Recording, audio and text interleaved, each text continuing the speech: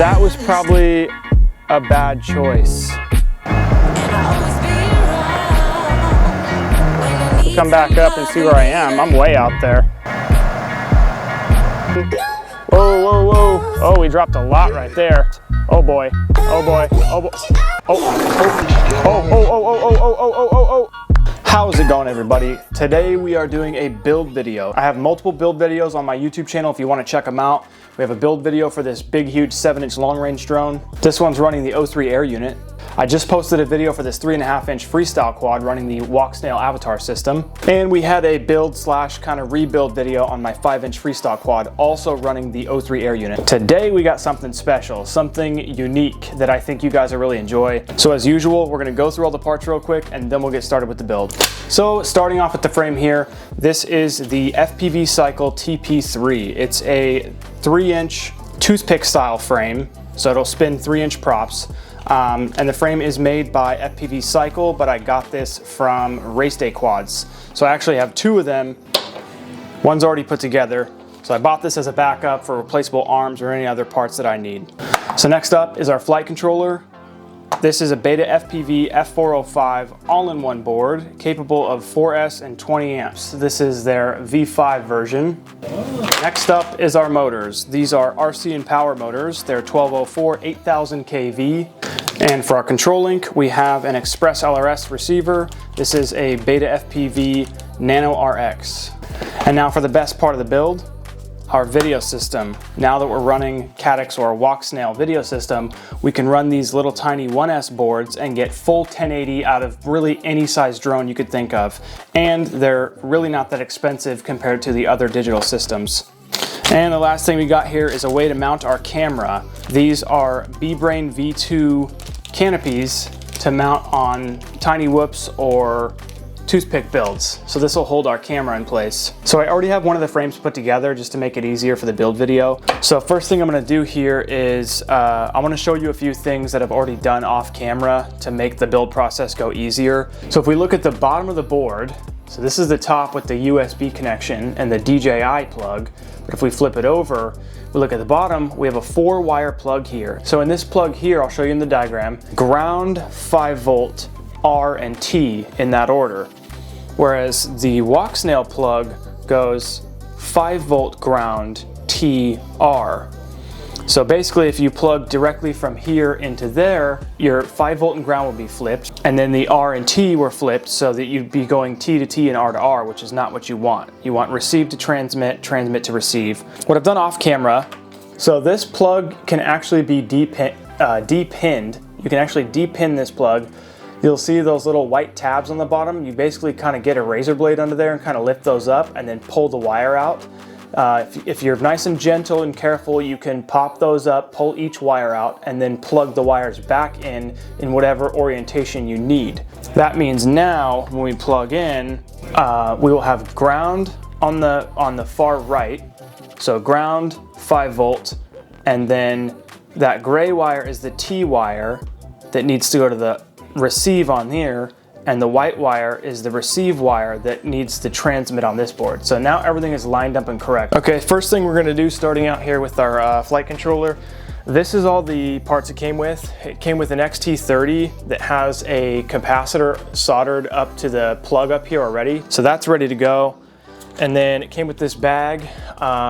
It's got a 4-wire plug, and then it's got a 6-wire plug for the O3, and then it comes with some nuts and some screws. What we do need are the little rubber dampeners. We're gonna use those, so we're gonna put those on the board first. And now we got all of our rubber dampeners in and looking good. So what I'm gonna do now is actually go through and just tin all the pads on this board that we're gonna use. So all the motor pads and all the pads for the receiver and the positive and negative pads for the XT30 that we're going to put on. So if we look here at this, we've got 2 sets of pads here. This upper row here is UART1. So R1 here, T1 here, and then we have a ground and 5-volt. But I want my receiver to be powered on through USB so it's easier to configure and do receiver stuff on the computer. So I think I'm actually going to use this pad here for power and this ground. So we'd have UART1, R1, T1, 3V3 and ground.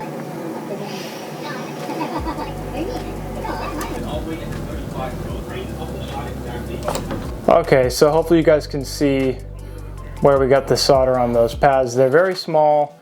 So the motor pads on the outside here, all these larger pads to the outside of the board. So we've got 3 here, 3 here, 3 here, and 3 over here, all on the corners.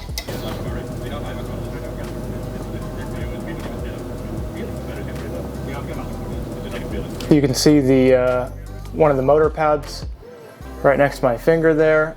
Those are nicely tinned, so I'm going to do the rest of the motor pads.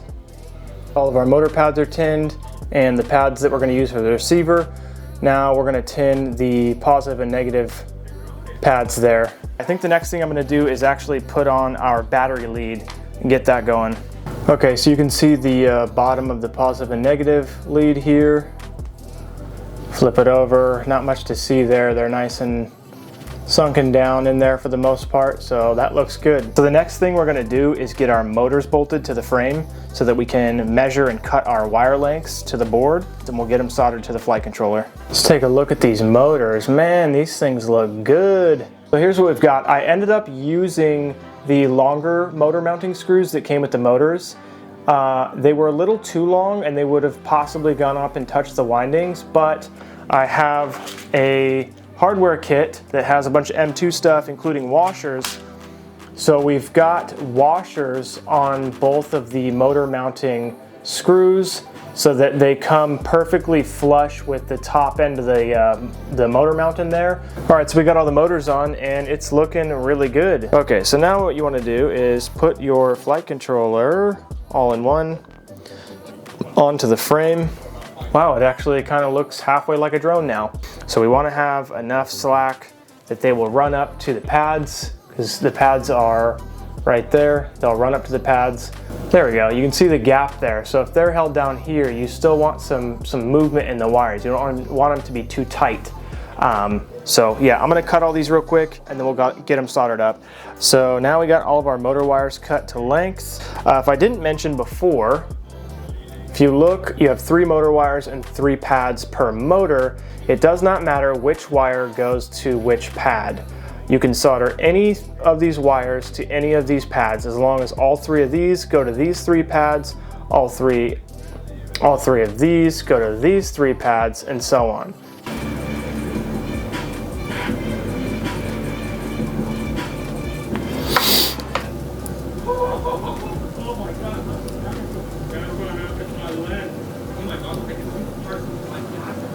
Okay, there we go. There is the first set of motors soldered on.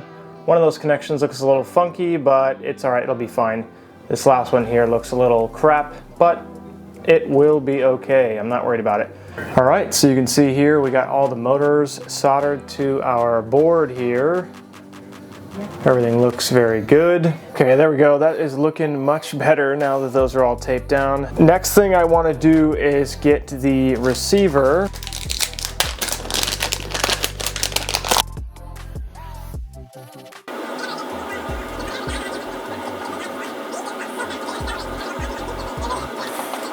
There we go, nicely tinned.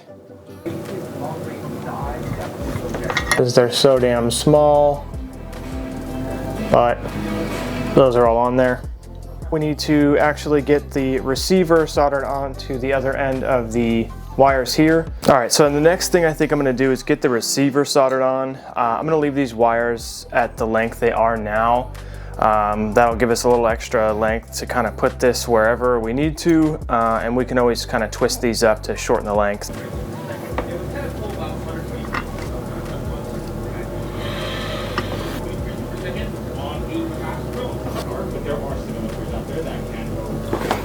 All right, there we go. Got all those soldered on, looks good.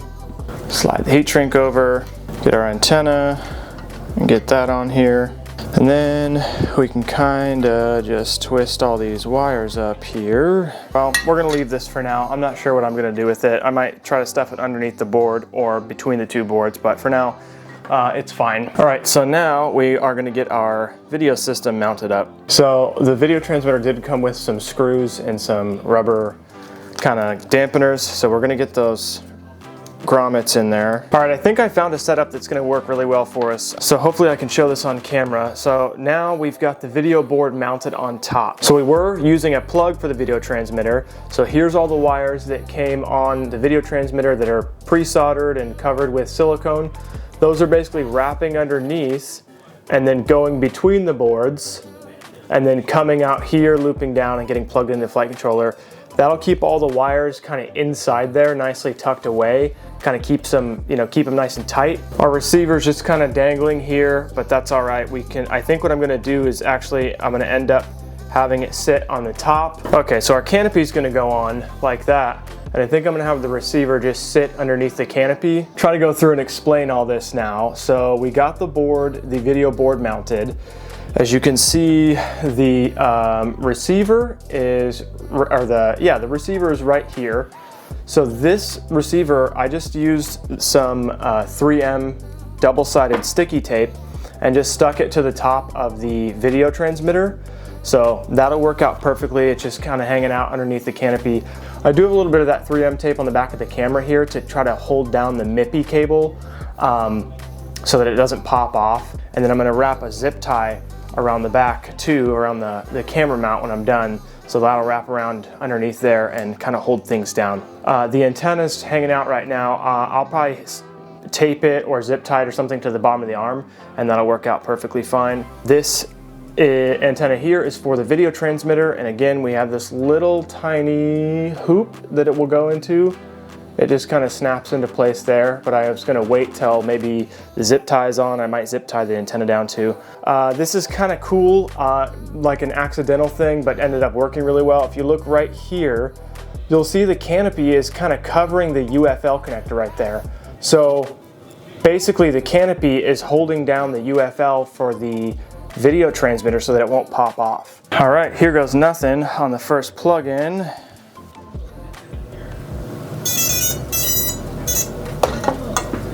Well, we got our tones. It's good, and nothing went poof yet. Okay, so I think at this point, I'm gonna kind of clean everything up, get everything mounted, basically ready to fly, and then I'm gonna get into the computer, do all the beta flight stuff, get it, basically ready for its first maiden flight. Again, just like last video, I'm not gonna show you all the beta flight settings and all that stuff because there's people out there that are better than me that can show you all this stuff more in depth and explain it better. So just like last video, again, I would refer you to Joshua Bardwell's channel. He's like the king of FPV and beta flight stuff when it comes to configuration, and I'm just gonna do it off camera and then we're gonna go do the maiden flight and see how this thing does. All right, so we're out here today to test fly the new Toothpick build. This is not the first time I've flown it because I typically like to work out all the bugs and issues I have beforehand. That way I'm not trying to do that while I'm trying to make a video for you guys. So yeah, I've flown it a couple times before. It does fly really well with minimal PID tuning. I haven't done that much with it, just some slight adjustments, and really that's it. Other than that, it flies great. So we're gonna be test flying this thing today. We'll do a little bit of a range and penetration test as well. And then I got some other quads to fly. The 3.5-inch Walksnail build from the last video, and my 5-inch quad running the 03 with the GoPro. So maybe we'll get some other flights. I'm mainly focused on this one right now, so I'll probably throw in some footage of the other stuff at the end. But we're gonna get started with the test flight of this thing here. Here's a close-up of the finished product. It looks pretty good. You got your rubber band on the bottom to hold your battery, and antennas out there on the arm, works good. XT30. So we got two different batteries we're gonna be testing out today on the Toothpick build. One is a Tattoo R-Line 550 milliamp hour 2S. The other is a G&B 850 milliamp high volt 2S. So I'm curious to see what we get flight time wise on these. I kind of already know what the flight time on the 550 is, but I'm very curious to see what the flight time on the 850 is. All up drone weight on the 550 is 109 grams. All up weight on the 850s, I don't know off the top of my head. I'll put it on the screen here. When I get home, I'll measure it, but I'll put it on the screen here so you guys know what the all up weight with the 850s are. On this first test, we're gonna be running the 550 milliamp hour. The first two flight tests, I'm just gonna do a little bit of freestyle to see how it runs for flight time wise. And then after that, we'll do the range and penetration test.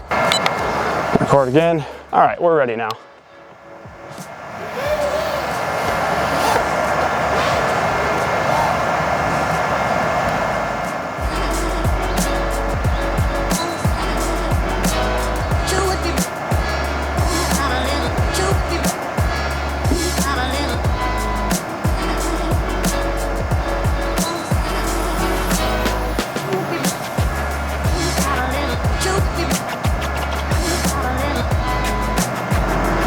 It's looking good so far. I might be a little bit rusty, but that's okay. All right, we got a shopping cart here. Look at that.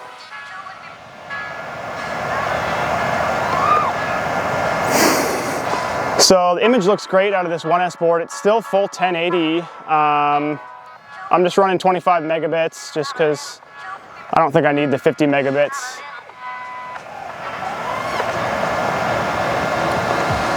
But yeah, the image looks great.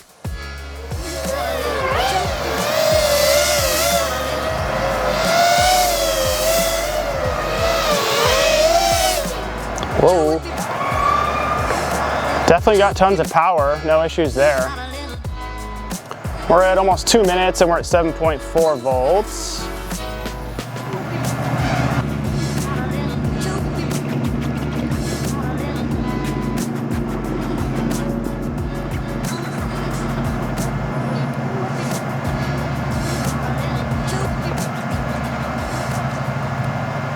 Nice, nice. A little flip there. We're looking at 240, 2 minutes and 40 seconds here. We're at 3.6, doing good.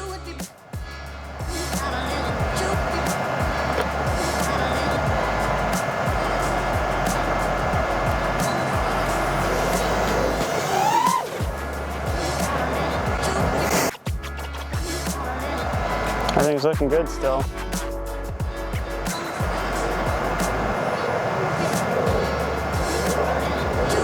3.44, I need to land. All right, so total arm time was 4.5 minutes. So not too bad. I actually have not flown these 850s yet, so I don't know how much the weight affects the drone and flight time or anything like that. So this will be a first for me. Recording.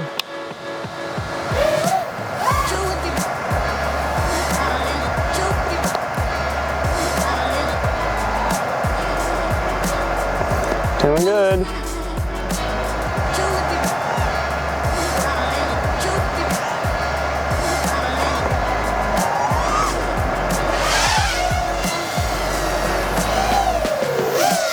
Man, this thing sure is fast.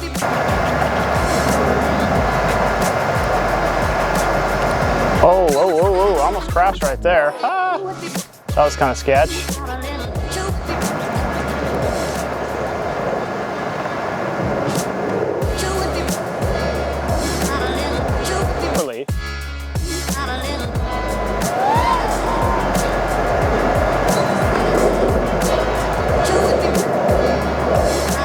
Almost hit the tree there.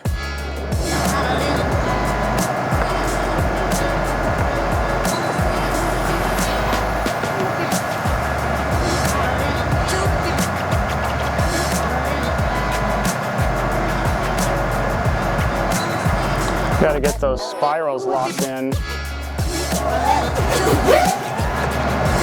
Whoa, had to save myself there.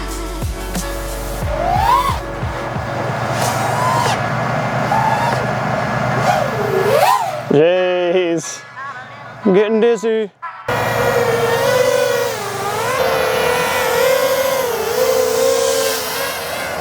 We are at 4 minutes now. We're at 3.6, so still looking pretty good. This thing's nice and fast if you want it to be. Tilt that nose down, this thing cruises.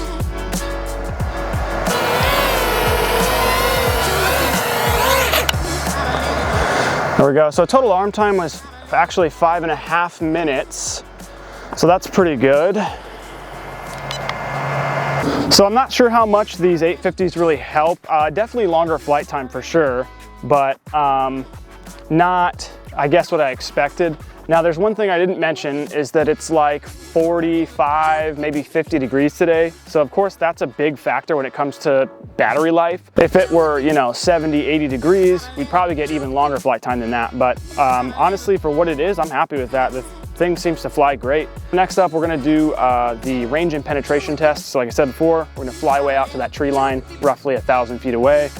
and then we're gonna go behind some buildings and stuff and see how well the signal makes it through the walls. All right, and we are recording. Here we go. Okay, and this is 1080 at 25 megabits. 720 mode is useless in my opinion. And the 50 megabits just takes up more bandwidth. I think you'll have better range and penetration with the 25. So right behind this building, it's still solid at 25 megabits with me facing directly, you know, at the building. It's solid still. No issues there.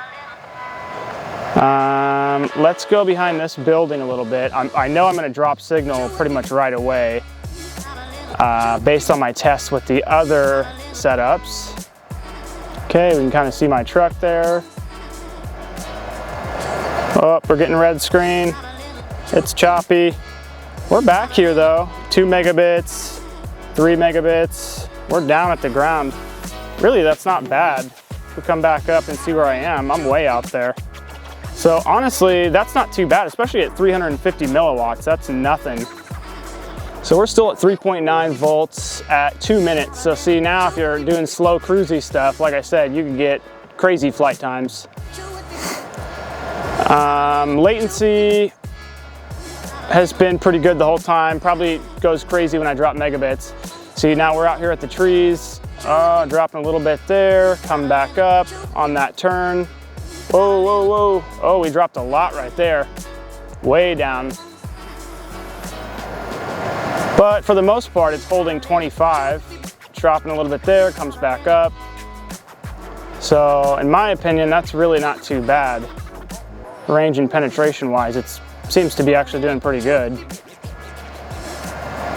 Cruising back.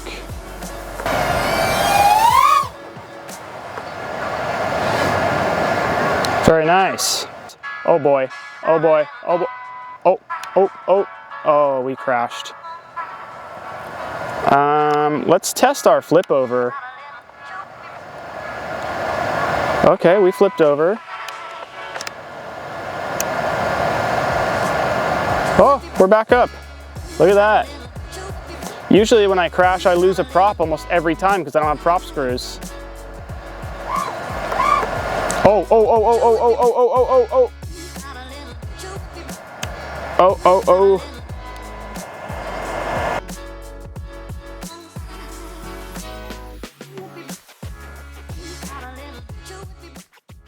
That was probably a bad choice to do a punch out after I just crashed. And yeah, I don't think our prop was on all the way on this front motor because as soon as I did that punch out, it went into a crazy dive. I think this motor is toast.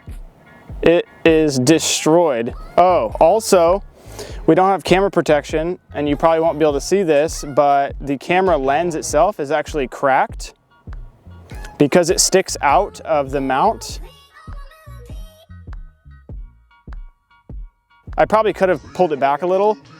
The lens itself is actually cracked. Man, that was dumb. I really shouldn't have done that. Nothing immediately blew up when I plugged it in, so that's a good sign. Yeah, I'm not getting anything. I have no signal. It's not even connecting to the board. The canopy snapped, so that's not good. It's totally broken. I'm gonna go home and see what's wrong with this thing, but if this is it for you guys, thank you for watching. I appreciate it. Hopefully this was some entertainment, me crashing into the ground, and maybe you like the build video and the flight stuff. That kind of sucks, but whatever, that's FPV for you. So next video, stay tuned. If you enjoy the build videos, I have another build video and flight. Who knows, maybe I'll crash that one too and demolish it into the ground, but the next build is gonna be a bit bigger, so maybe more exciting, I don't know, we'll see. But I'll see you guys in the next video.